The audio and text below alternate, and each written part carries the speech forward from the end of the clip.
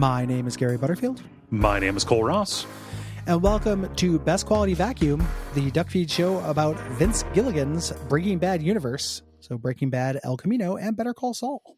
Yeah, and eventually Holly's Revenge. Holly's Revenge, Revenge of the Holly, Mike Origins, Colossal Fring, all of the spinoffs.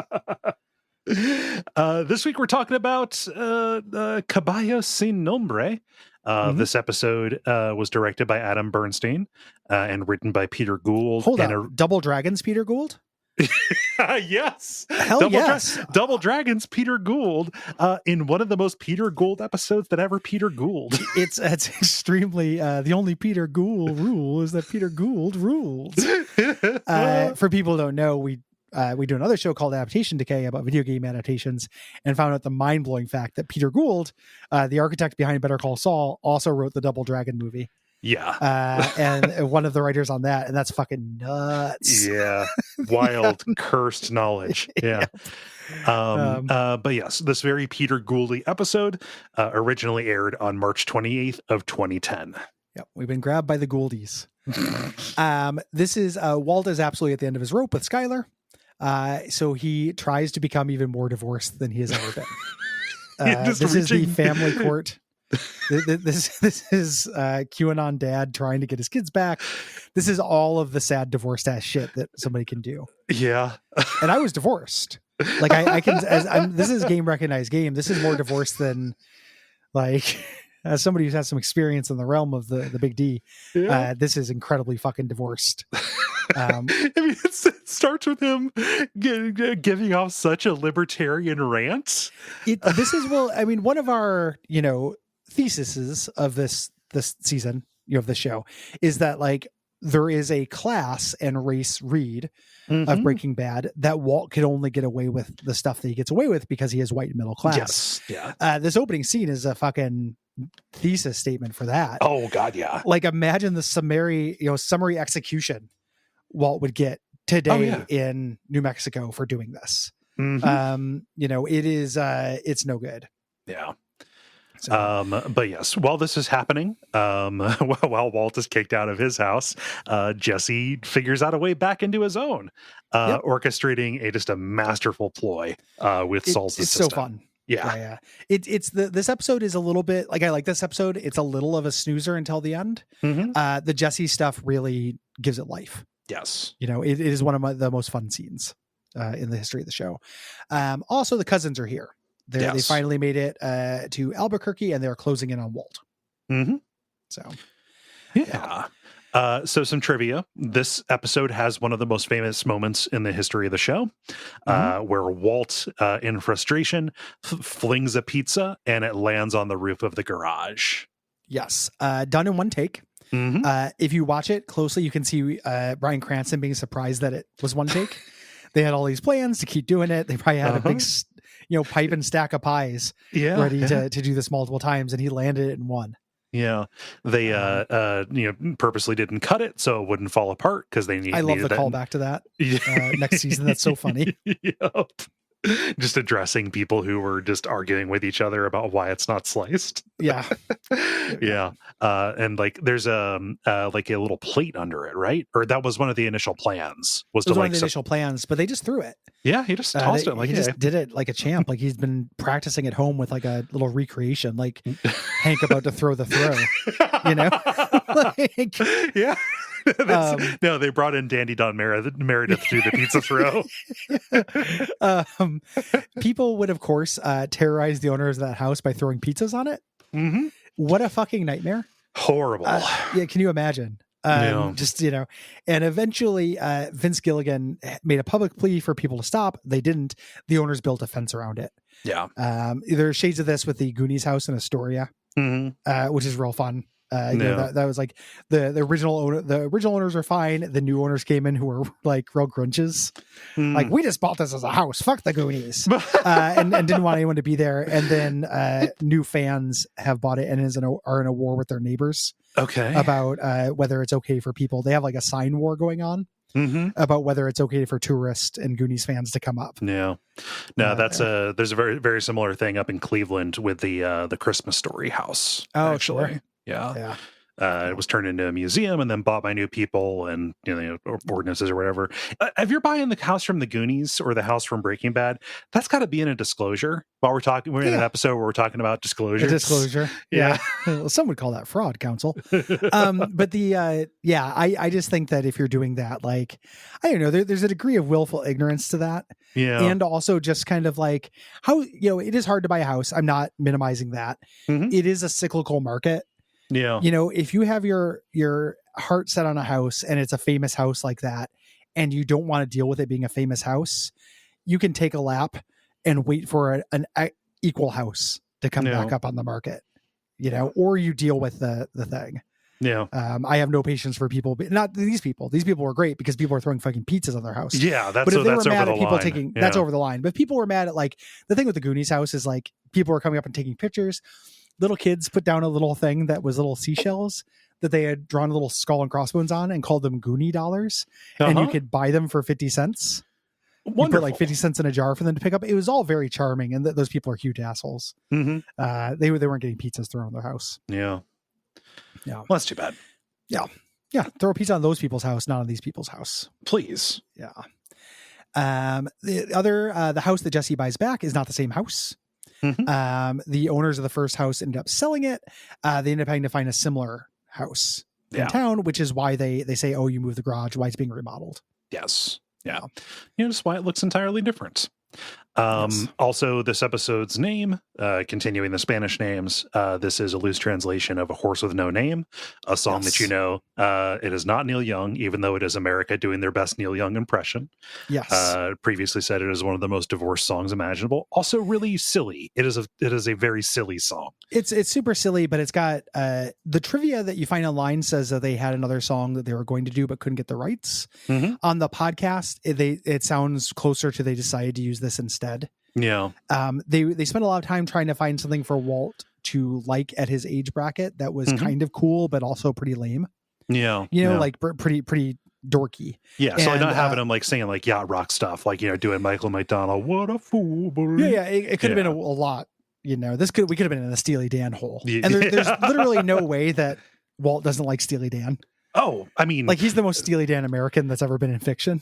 I mean, the most Steely Dan American that has ever been in fiction is, in fact, Hal from Malcolm in the Middle. Yes, but whose pirate DJ name was Kid Charlemagne. Yeah, Walt has a lot in common with Hal in that respect, I think. Yes, but this is a good choice for this. Yeah, he gets really outraged that his son doesn't know who Boz Scaggs is. Yeah, I love Walt the Dork when that pops up.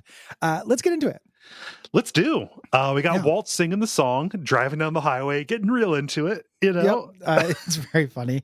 And a cop pulls him over, and Walt's very nervous.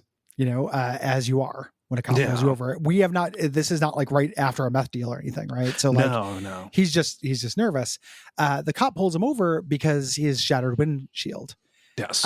And the cop, Walt, immediately does the Walt trick, which is, I'm going to talk my way out of this and explain circumstances. Yeah. I think it's really canny to have a cold open of this where it doesn't work in a relatively non-consequential scenario to the grander plot, and then have the fact that this move is failing him with Skylar, and that being what ends up making Walt make the choices he's going to make in the next couple episodes, right? Yes. Like his tool, his Omni tool that he applies to things to get his way is no longer working. Right. He's like, hey, I was in the debris path. Yeah. Do you understand? Body parts raining from the sky. Yeah. The ribbon you're wearing, you know about it, right? And that's a magic key to him. Like that should unlock. Flashback to him telling Jane, trying to get into Jesse's apartment, right? Yeah. And just trying to use his magic key to things, like, and the cop goes, no, I was a first responder for that. Yes, I was there. Yeah. That doesn't change the fact this is a very unsafe vehicle to drive. Walt, safe light repair, also safe light replace. Yes. Yeah. So the cop goes back in his cruiser to write a ticket, and you watch Walt get furious. Yep. He's like, well, what if I let Heisenberg out of the cage? You know, like you watch this, and I don't know how much of this is just me trying to be funny, or like how much of this is actually what Walt feels is like, okay, this is what I'm getting popped for. Like, just yeah. Like, hey, pig, I murdered people. Guess what? You're not going to get me for this because you didn't get me for this other stuff. Yeah. I killed people, man. Yeah. This is a windshield. Are we really, we're really gonna nickel and dime this shit?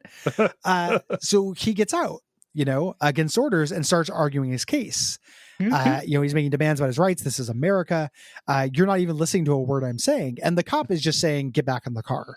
Yeah, because this is the last thing that you are supposed to do. Yeah, you're not supposed to do this. And again, if Walt was not a middle-class white dude, this would, maybe be the end of Walt.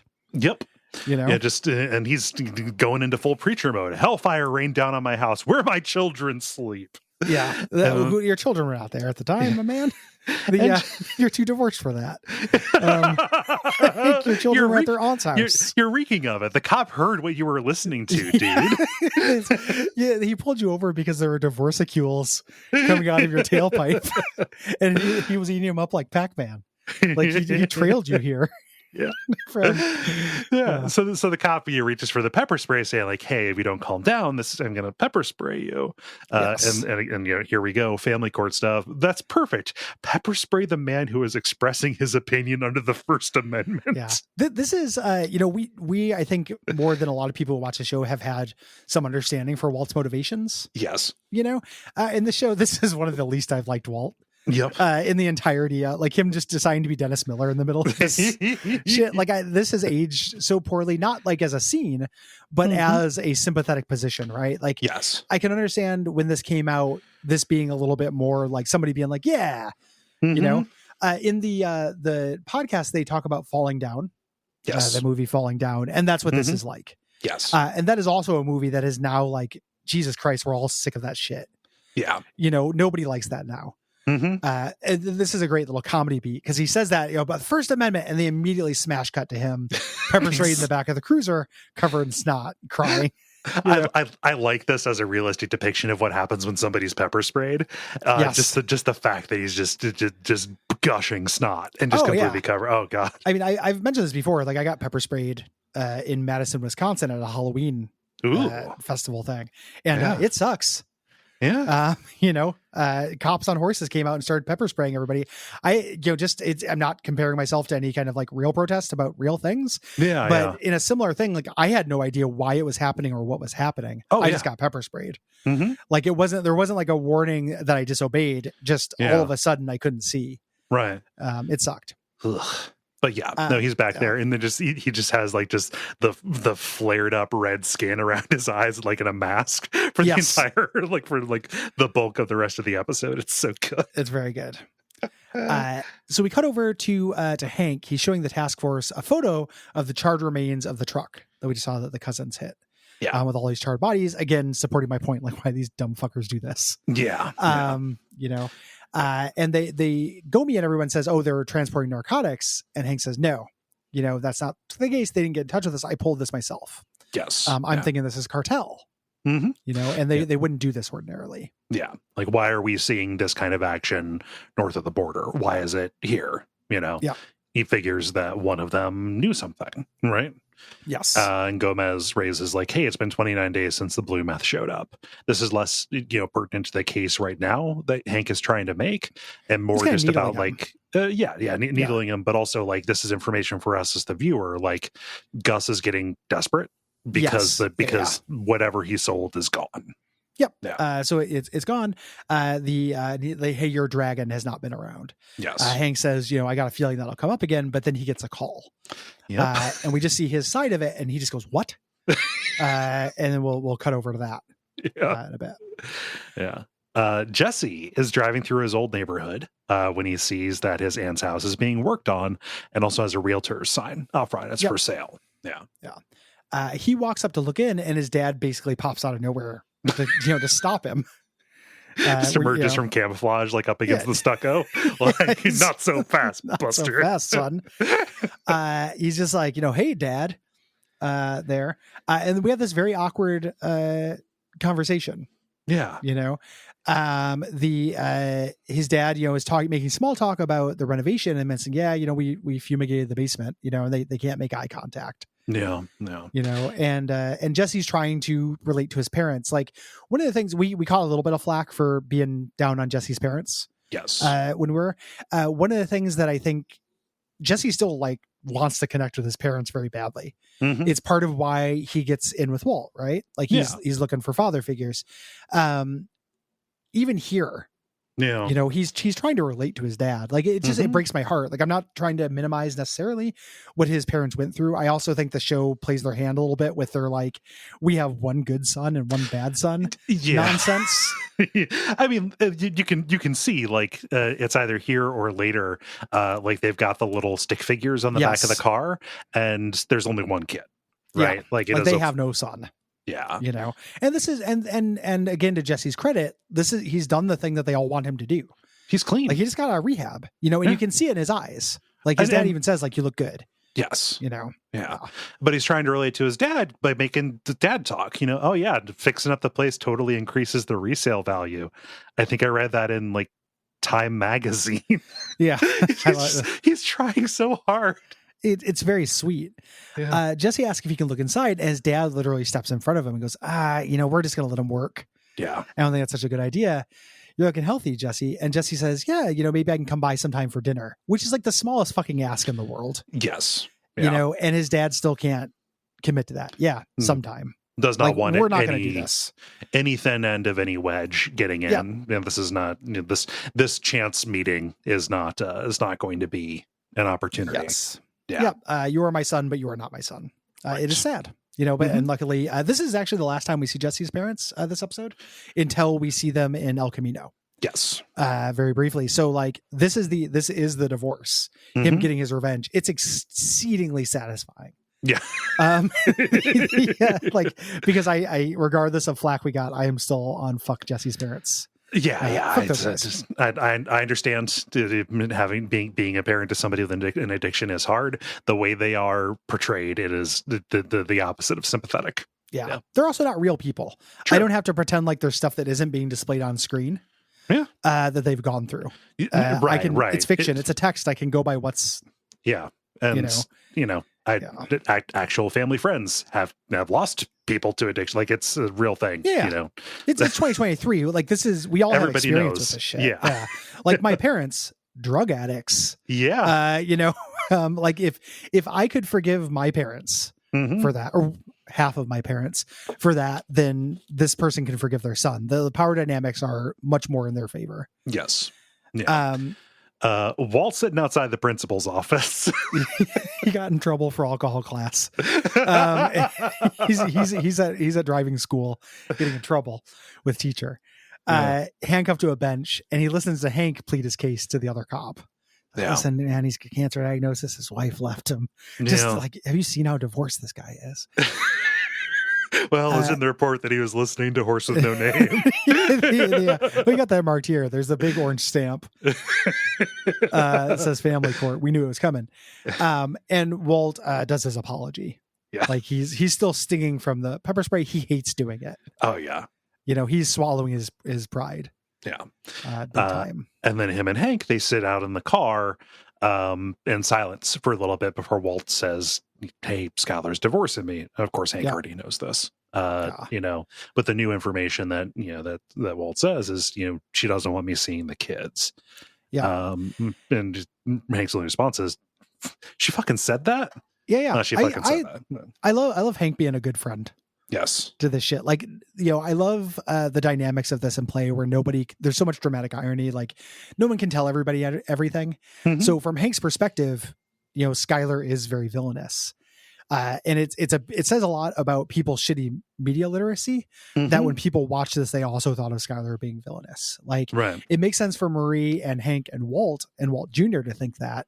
It makes no sense for a viewer who knows everything. Yes. To think that. Yeah. There's a very good reason she's not letting him see his kids. Which obviously Walt doesn't, he leaves out. Of course. Yeah. So Walt is doing his laundry at the beachcomber when Saul shows up.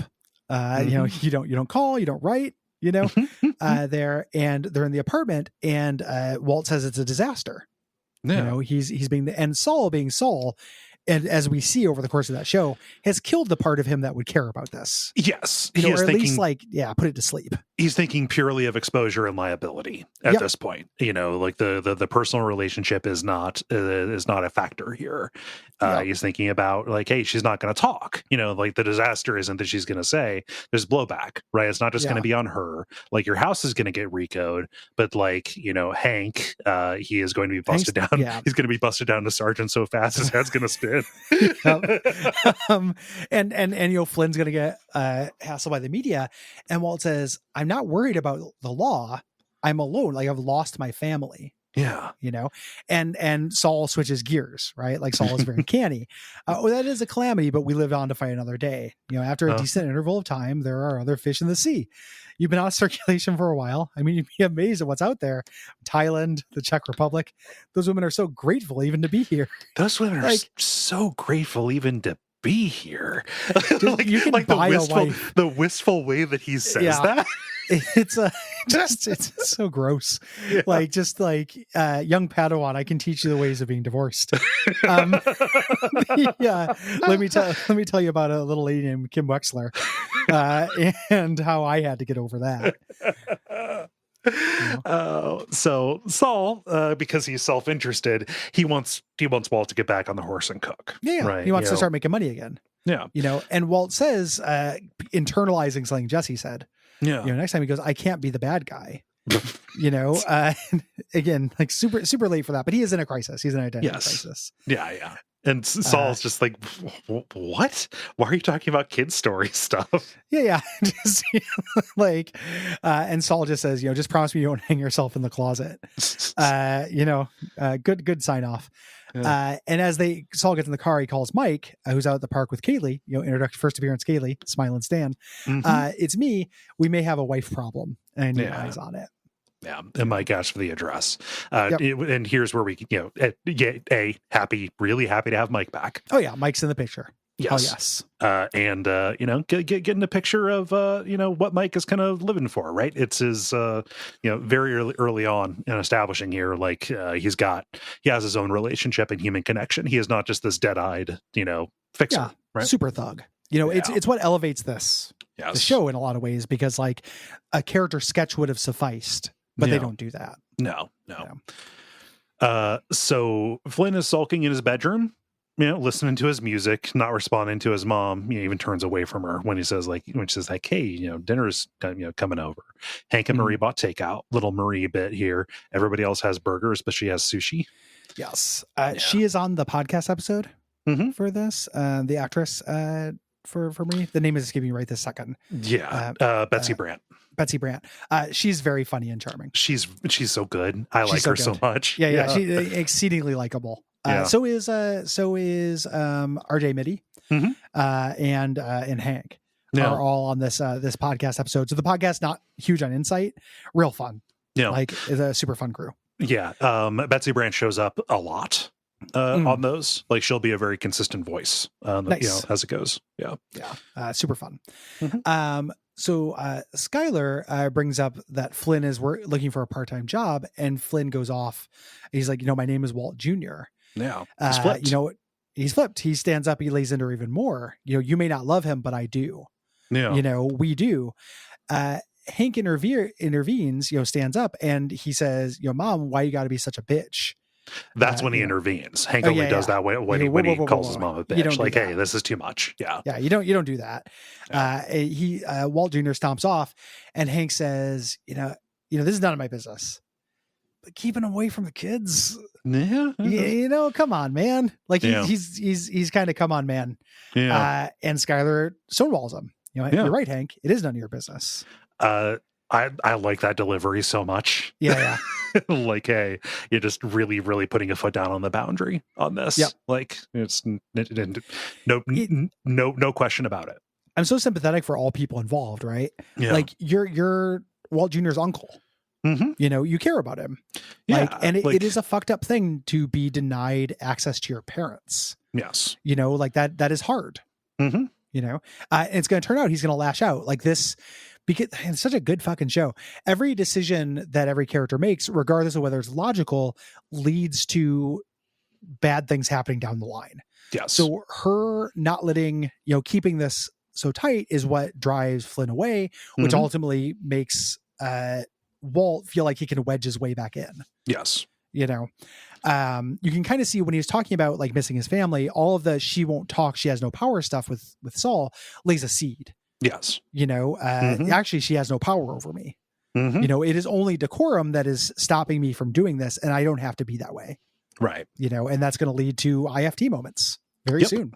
Yeah. I mean, and like the tremendous emotional violence that goes on, like we're making jokes and laughing about how extremely divorced Walt is, but like we're sailing into some like really heavy abuse territory coming up.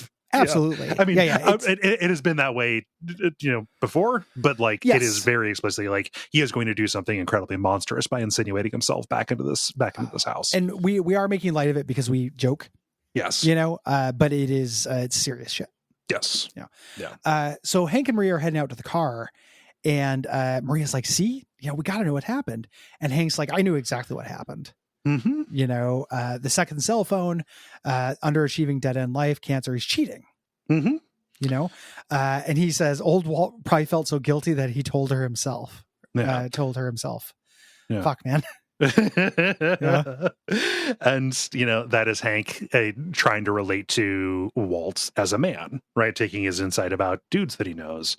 Marie brings her insight like, okay, like there's this sister relationship here. She says, I think properly, if it was cheating, Skylar would have told her. Right, like I know our relationship. It has to be something else. Yeah. And it's fascinating that in this whole thing, like Walt does a million horrible things. He never cheats. Right. He's going to attempt to. He's going to attempt to. Whereas Skylar does.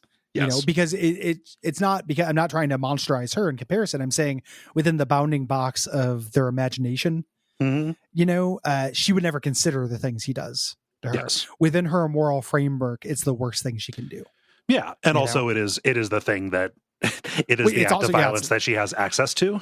Yes, and it's laser guided to fuck up Walt. Yeah, Walt would hate that. So Jesse goes to visit Saul in his office to get his money, and Saul just starts saying, "Hey, have you talked to the maestro lately? Maybe you can get him back on the horse." Yeah, he needs to start cooking meth again. I can't tell if Saul is being intentionally like boorish to Jesse, like trying to ply him and get his insecurity to get Jesse to be a little bit more of an active force in this. When he says he's just being dismissive. He's like, if he doesn't listen to me, he'll never listen to you. Yeah, he works like a bastard, builds a business single-handed. And what does he do? He walks out, and Jesse, like, it stings. We're getting a little bit of Jesse's own, kind of complex about this. It's going to lead to our parallel meth. Yes. Experiences here. I just assume that Saul doesn't have a whole lot of respect for Jesse. Similar to like, Tuco not having respect, you don't need this guy. It's Jesse's situation. Jesse doesn't respond. He just says, "Hey, do you want a job?" To Saul. Walt returns home. He spots a Band-Aid floating in the pool and gets it out. I like this moment a lot. He misses skimming pools. Yep. I think that's literally part of it. Like a silly thing to miss, but it's just like, this is a mark. And he's somebody who needs to be utilized. Yes. Right? Like when Walt is going to go back to cooking meth, there's a million reasons for it. But early on, before he starts getting into the chess shit with Gus, he needs to do something he's good at. Yeah. He wants to be utilized. That is an important thing to Walt. And this has been true the entire time, him baby proofing the house early. We got rot. Like he needs to be utilized. Yeah. When he gets to the door, Junior's waiting there. Yeah. For him. He's ran away from home. Yeah. We get a cutaway. The cousins and Tio are in Albuquerque. They arrive at the old folks home. We had a lot of just like real depressing, like it is depressing in the show, showing the old folks, doing their puzzles and stuff like that. This is one of the sunniest depictions of like retirement homes you're ever going to see. Yeah. Especially compared to the way they actually are. Yeah. It's a bleak zone. They show up, and we find out this is where Hector is. We haven't seen Hector in a while. We forgot about Hector. Right? They pull out a Ouija board for translation, and Hector dings, and they spell out Walter White. Yes. The most tedious way to get this information of all time. At the very least, in season 4, they work out a grid system for it. Yes. Or maybe that's Better Call Saul, where it's not just Saul. like it's literally not just a 1 to 26 sort. Yes. Yeah. They do. It makes it a little bit better. Yeah. So Ted stops by Skylar's office to see Holly. And Skylar says she can't sign off on the books. Something I didn't notice that's in the wiki. She points to the books with her ring finger, which is now unclad with a ring. Yeah, that's a really good note. Yeah, that's a great little choice there. She's saying I can't sign off on the books. Yeah, this Keller account. Ted goes, well, what if we just move some money into next quarter? And Skylar winks basically with her voice. I can't sign this as it currently exists. She can't tell him specifically what to do, but it's like, just, hey, try again. I will sign this, do this again. She has what her principles around this have been worn down. Yes. By just her life, right? Like she is exhausted. Yes. And she kind of wants to FT, So, yeah. As he takes the ledger, she asked Ted, like, hey, like, how would you feel if your kids found out about this? Yeah. And he goes into Walt's defense. Yeah. He kind of stumbles and like, oh, I want them to think I did it for them. And just everything kind of comes out sideways until he says what is true, which is, truth is, I haven't thought that far ahead, Skylar. I'm just trying to keep my head above water. Yeah. Really nice parallel.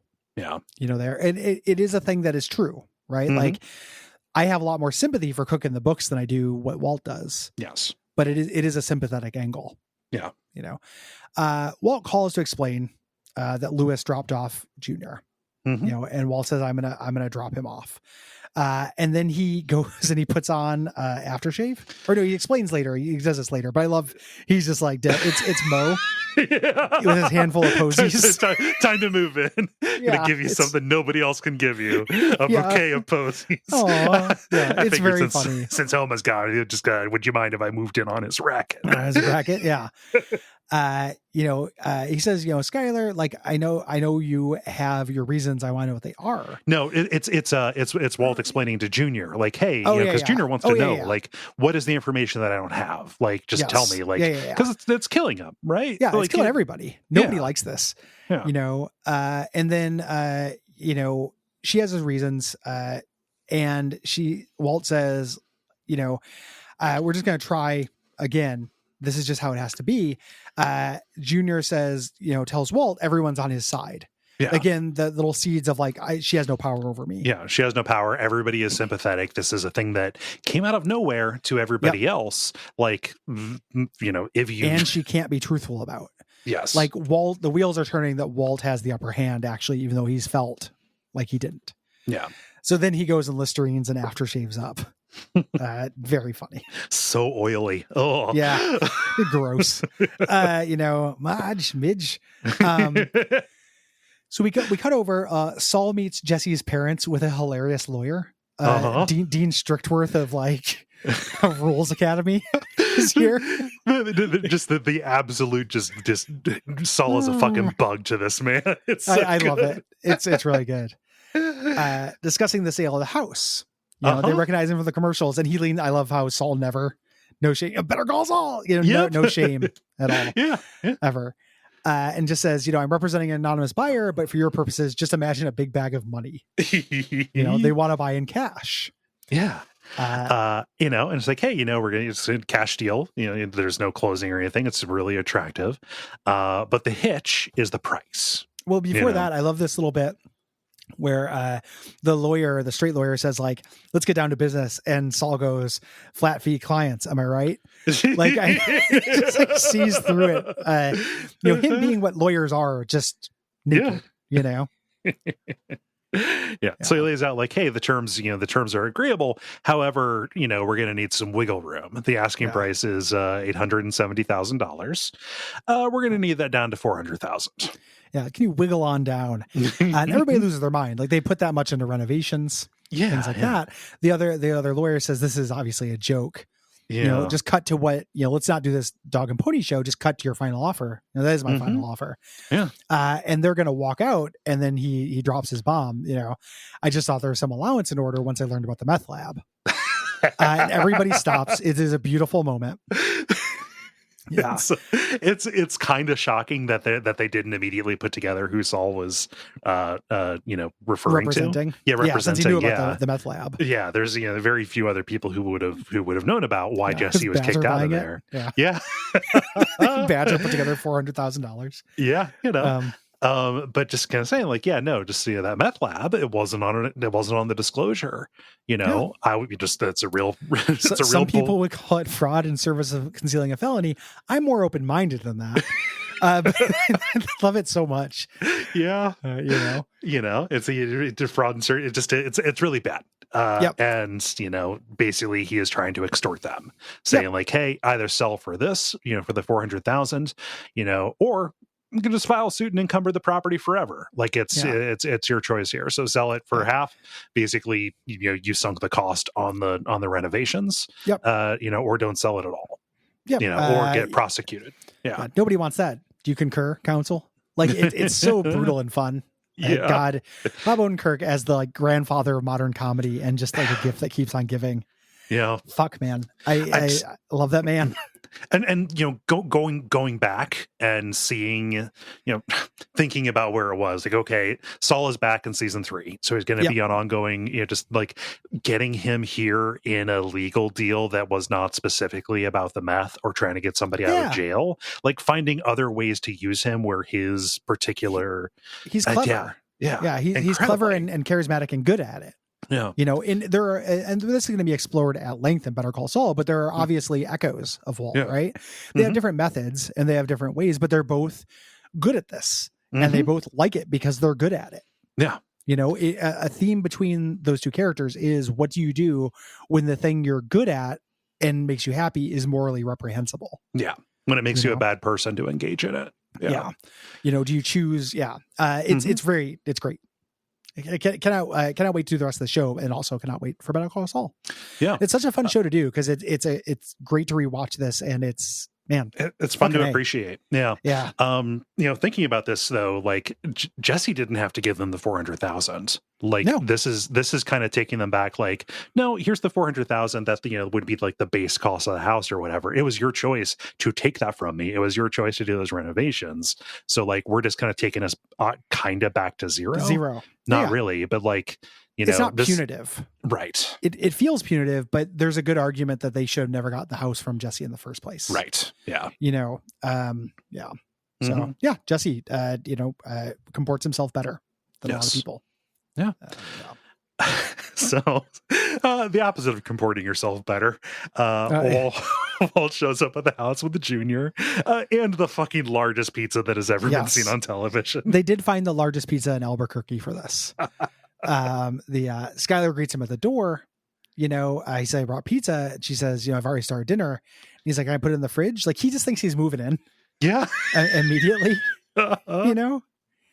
Yeah. And Walt starts trying to do his trick. Like, hey, what kind of example do we want to set that we can't even sit down and have dinner? Can't even have a discussion. And she says, I've already said everything I need to say. Like everything that we need to discuss has been discussed. And just the impotent way that he just whimpers out, I've got dipping sticks. Yeah, it's very, and the dipping stick is great. But this is him before he's going to play. To him, this is the carrot.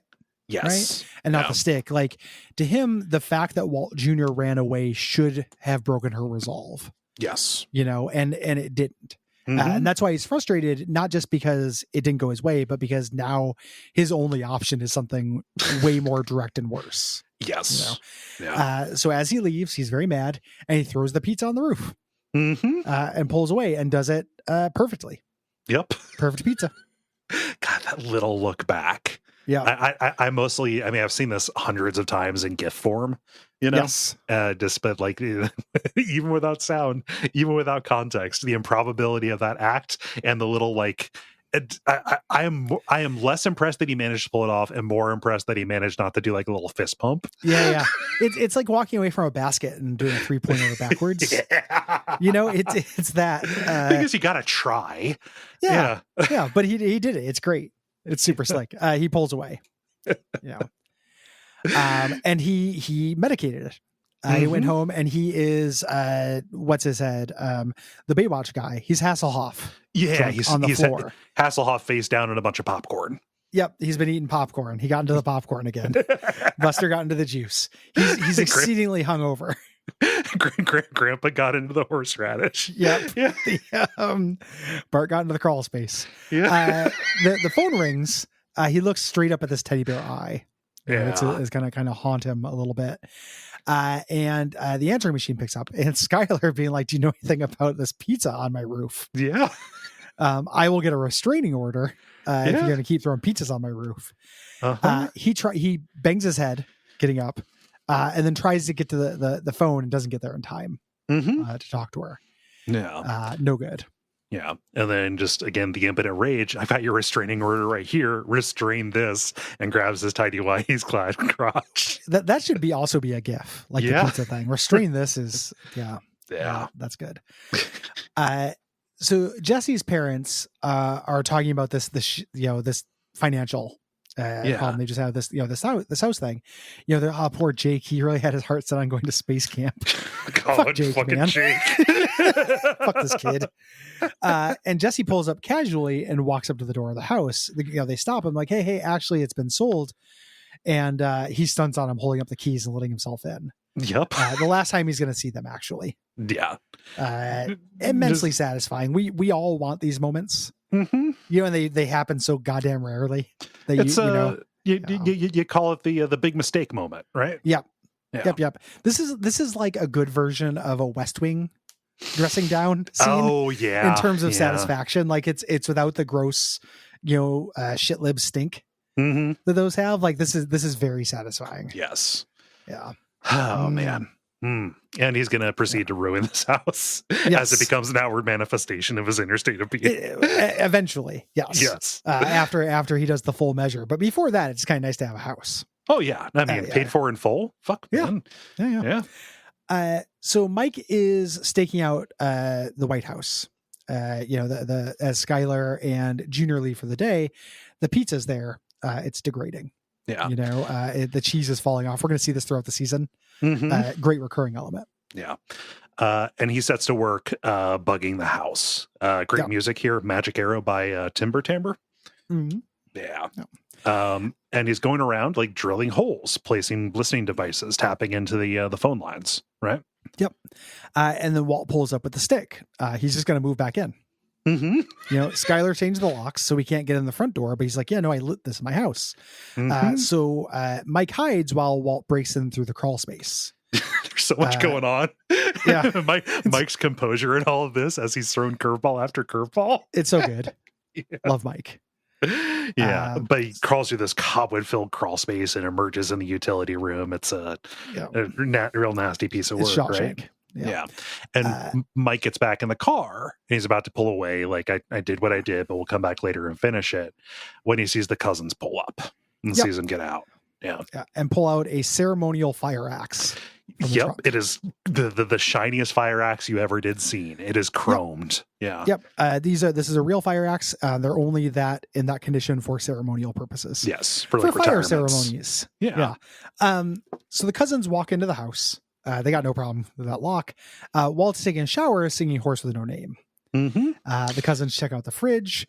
One of them points to a sonogram of Holly. Bone chilling. Super bone chilling. This is a great scene. It's very tense. Oh, God. Some of the blood is out of it once you know what's going to happen. But I still remember watching this episode. Me too. The first time, like absolutely on the edge of my seat. Not on the edge of my seat, taking the customary Breaking Bad end of episode stance of like hovering, kind of squatted above the seat. Like I can't say. Yep. I think Marge is a little tense. Yeah. Just very, very good. Great at building tension. And Mike's like, this is no good. So Mike places a call to Victor, establishing Mike is not just Saul's guy. Yeah, right? He's Fring's guy. That's how that when Saul was like, I know a guy who knows a guy who knows a guy. Yeah. is at the laundromat. It's me. There's something he needs to know about. We cut over. Victor whispers to Gus. Gus is looking at gigantic blueprints. Uh-huh. So we're like, yes, I shall create a super meth lab. The cousins sit down on the edge of the bed and wait for Walt. One of them notices the eye, which I love. They're just like, huh. Yeah, he picks it up and sets it back on the on the clothes. Yep.